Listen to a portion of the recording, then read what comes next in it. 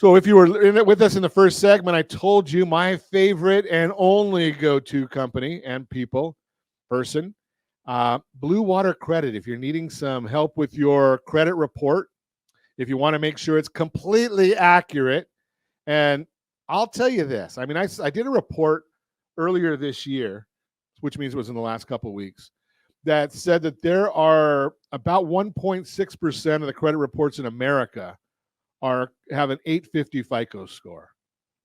I will tell you the best number I have ever seen is an 834.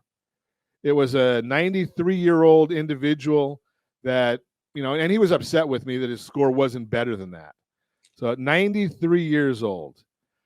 But I'm going to share with you that I haven't seen it better than 834. Sarah Perkins is with us, Blue Water Credit. Sarah, have you seen an 850? I don't think I've ever seen an 850. It's pretty tough to get. Yeah, I would imagine. And I'm sure that knowing the gentleman that I saw the 834, he didn't do anything to work on his report to try and make sure that there was accuracies. Because when I looked at that report, and I've looked at hundreds, maybe thousands of reports, in my career. Our friends at Blue Water Credit probably do that every month, but that's a whole different story. I saw errors on his report at 834. Does it matter? Does it really matter if somebody has an 834, Sarah? Does it make any sense to work to get the other 16 points?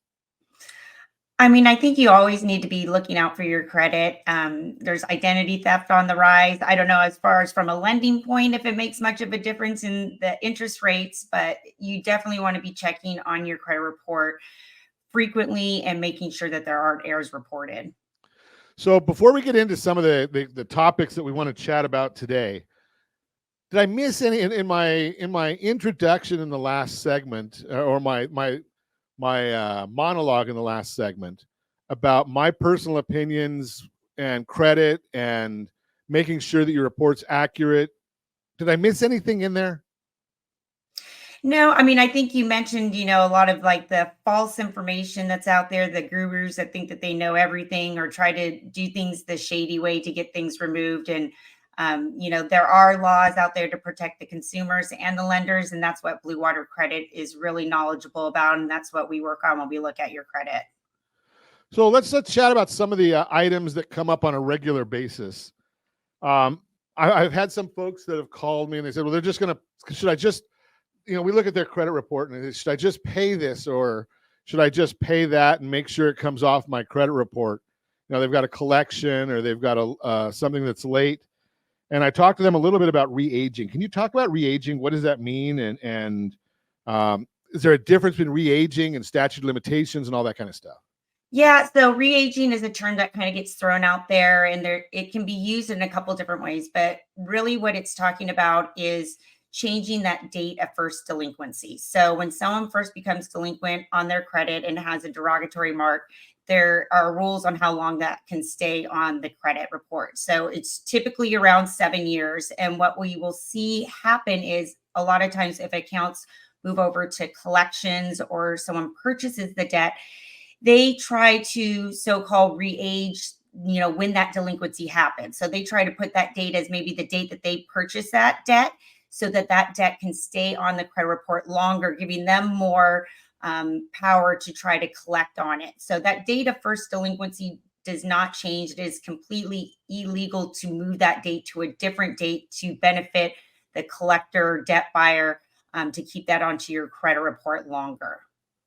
So that's an interesting one because we see frequently that if somebody has a collection and then it gets charged off and it's sold to a debt collector, then it gets re-aged to when they bought it, not when it first happened, and they sell it again and again and again.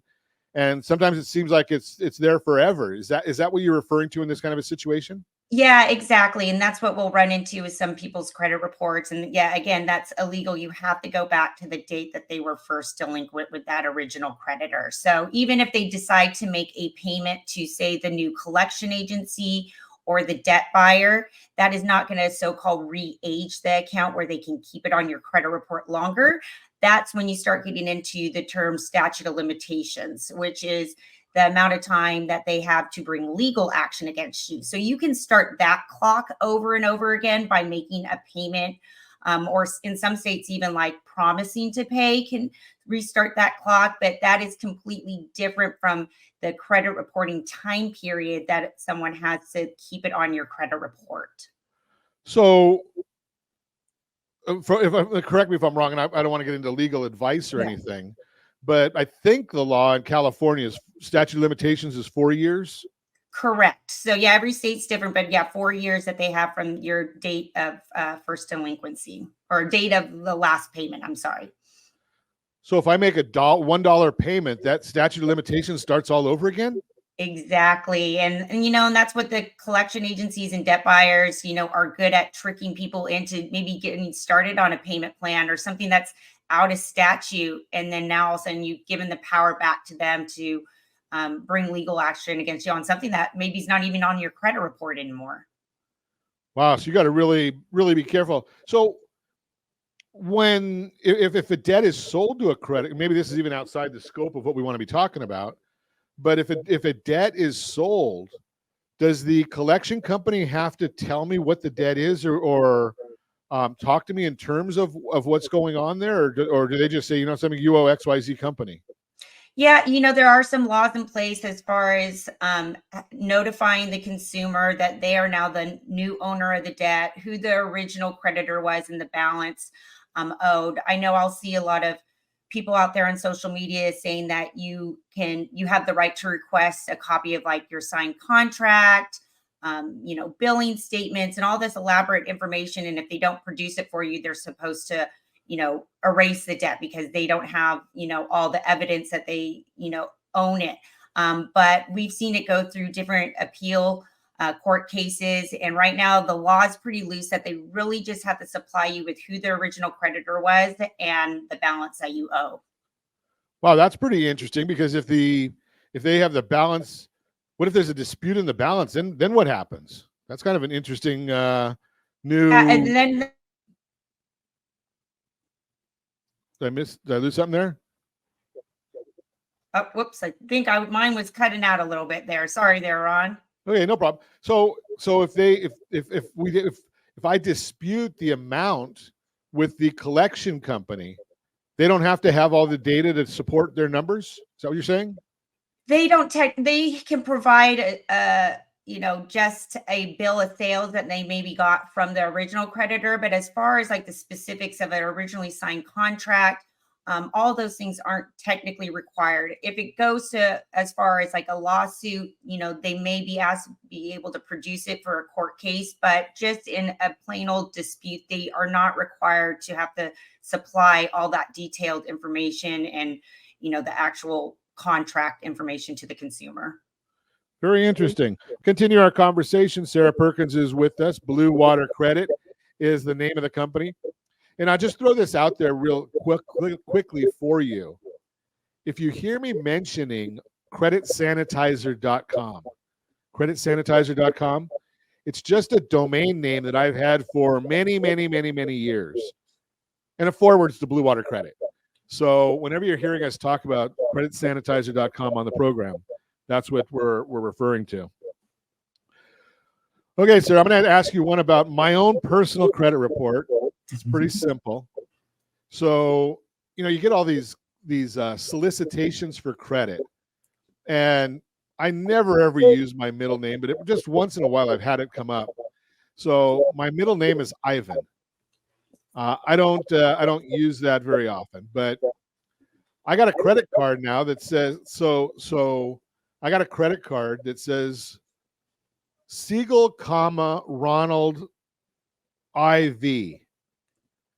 So they've actually got me down on the credit card. If I get the statement, it's Ronald Ivan Siegel IV. Is that going to bother my credit scores in any way? Because I've challenged it over and over again, and it doesn't matter. It still comes back.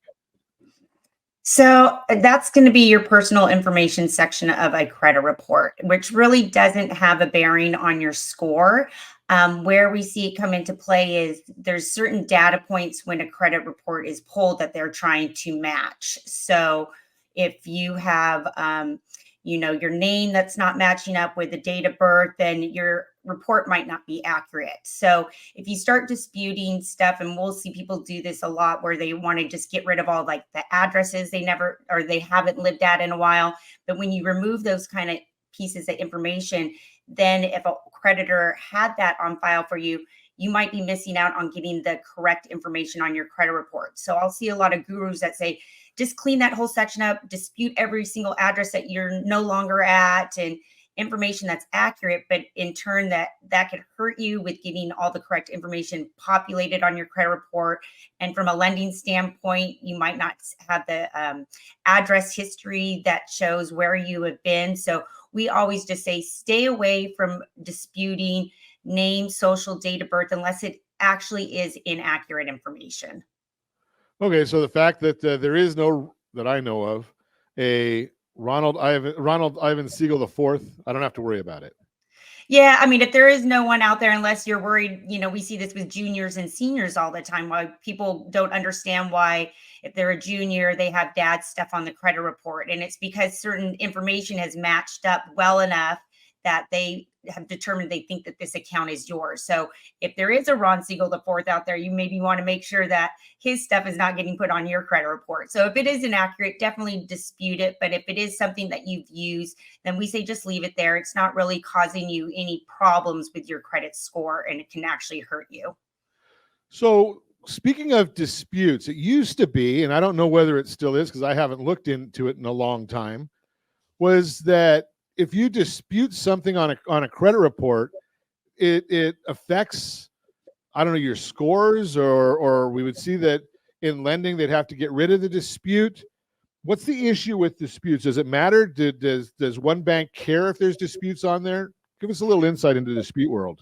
Yeah. So if something is considered in dispute, FICO will basically not put it into consideration when determining what your credit score is. So it kind of will give you a false score. So, and most times you're disputing items that are negative. So if they're not counting those against you, it may inflate your credit score. And then when you go to finalize a mortgage loan, I know a lot of underwriters will say nothing can be in dispute. And so you have to remove those disputes, and in turn, your credit score may go down. So the underwriter might ask to get rid of it. Gotcha. Yes. Yeah. So we have to put things in dispute to be able to get them removed as far as the credit repair process. But we walk people through how to remove those disputes, because technically you can't have those when you're finishing up the loan process. So that could, so if you see that, and it's just another reason to go back to what you said early on, was keep an eye on your credit report all the time so you know what's showing up there. And if you're going to apply for a loan and you see disputed item, Sarah just told us, your underwriter may be questioning that. And if you want to get a clean credit report, we use a service. And again, if this is a forwarding address, but you can go to cleanall3.com, cleanall3.com. And that actually will give you a legitimate FICO score. It's not giving you the FACO score that we talk about, or Vantage score that we talk about. But it does cost a little bit of money. I'll be very honest. I spend probably $50 a month on monitoring my credit and my wife's credit report.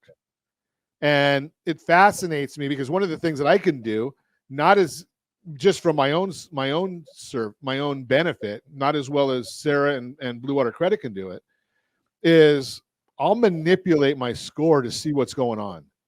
So I'll let my utilization go up on a card or down on a card and see what effect that has after reporting, because I get a notice every time something gets reported on my credit bureau. So these different services will do that. You got to pay for it. If you're a nerd like me and you have no life, you might want to watch that stuff. If not, you call Sarah and they take care of it for you, because they already know those things. Another one that I see on a regular basis, Sarah, when I'm looking at credit reports, is folks that filed bankruptcy 2, 3, 4 years ago, and items that were disputed in bankruptcy are still showing on the report. What's the story with that? Do you see that? I mean, I say it's because the bureaus are in the business of keeping your score down. They make more money that way. I know you guys have to have a relationship with the bureaus, so I'm not going to put words in your mouth. But do you see that happening? Well, when someone goes through bankruptcy, the same rules apply for those accounts, that they can stay on your credit report for up to 7 years. But with the bankruptcy, they should at least be reflecting a zero balance. It should be clearly stating that this account has been included in bankruptcy and nothing is left owing. So that's correct. The correct way that it should be reporting if you go on to have a bankruptcy, with how the account should appear on your credit report. So it should not show that there's a past due balance or late payments or things like that. Is that correct?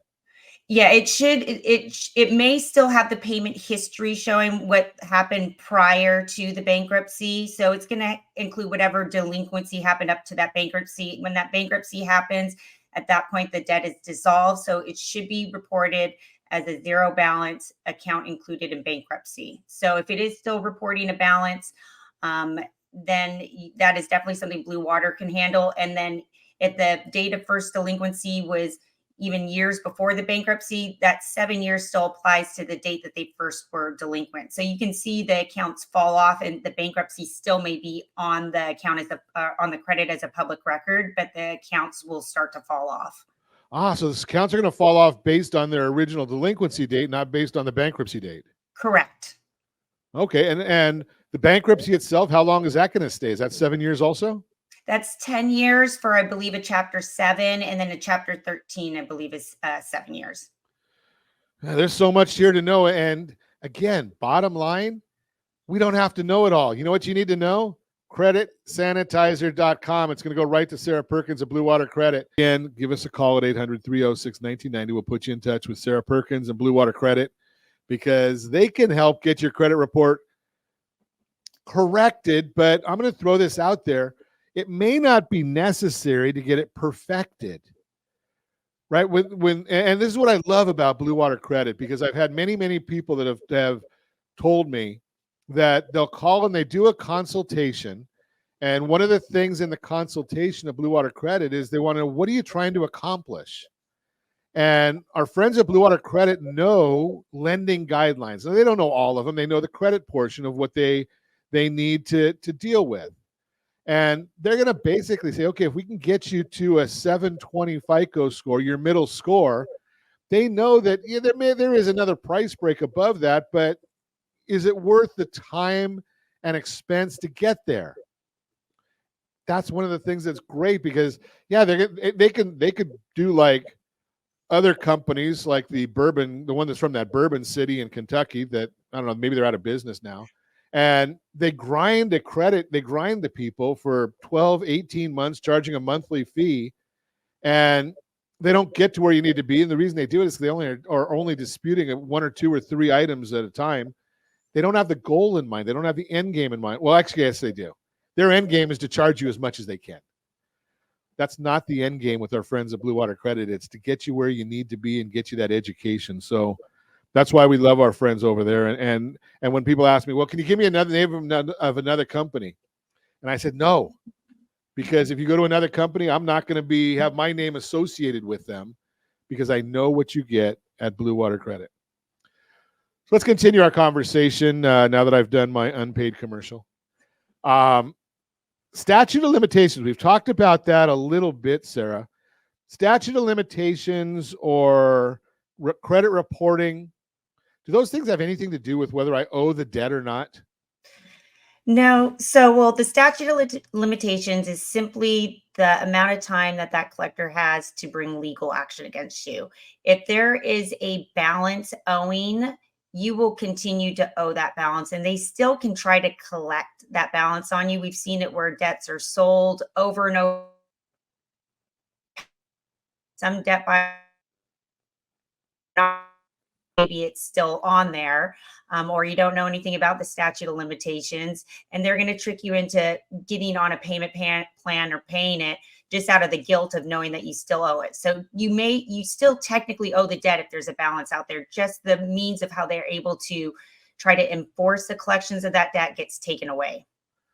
Are you trying to say that the debt collectors may not be giving you completely accurate information? It may, and it hurts me to say that because I was one for many years. So I know all the little tricks that they try to do out there. So So let's and I know we don't have a whole lot of time left, but I want to get into a topic that um, is near and dear to my heart. I've got a little grandson. He's not anywhere close to getting credit. He's still got several years. But is there any way of helping kids that are minors start developing a credit profile?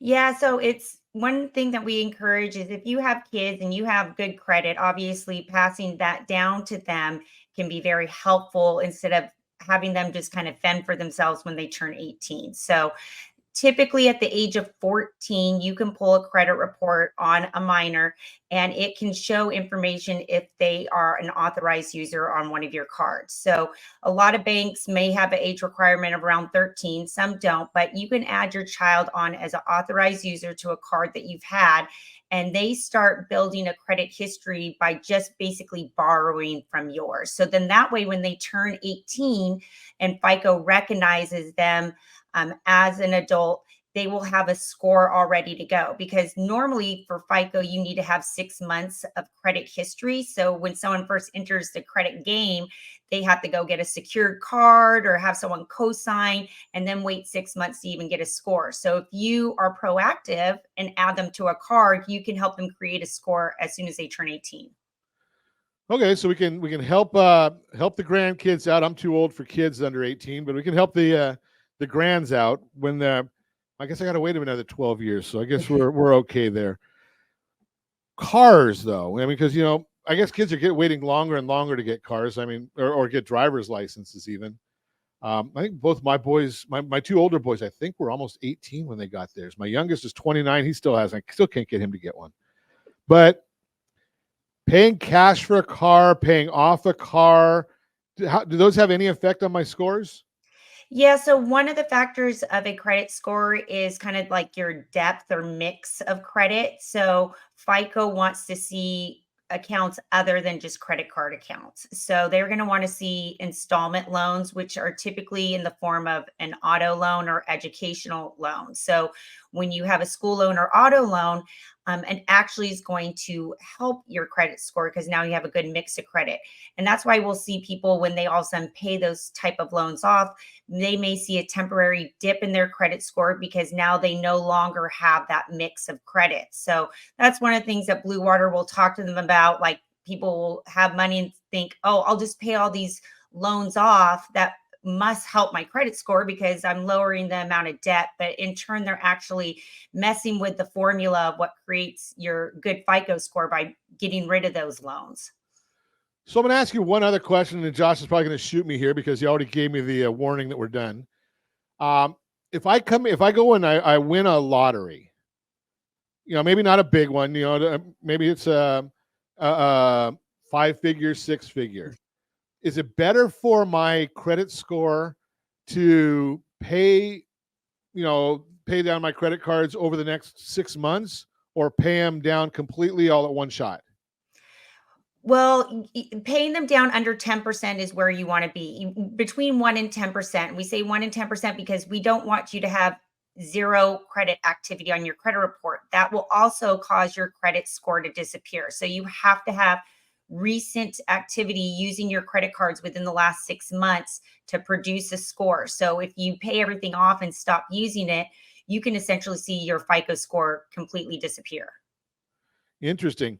So if you want to know about paying your credit cards the right way, rsrccpayment.com, rsrccpayment.com.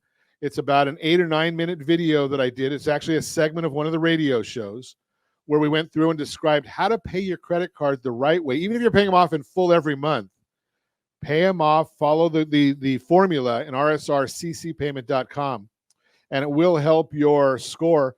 And I think that the utilization is about 150 points, Sarah? Is that approximately the right?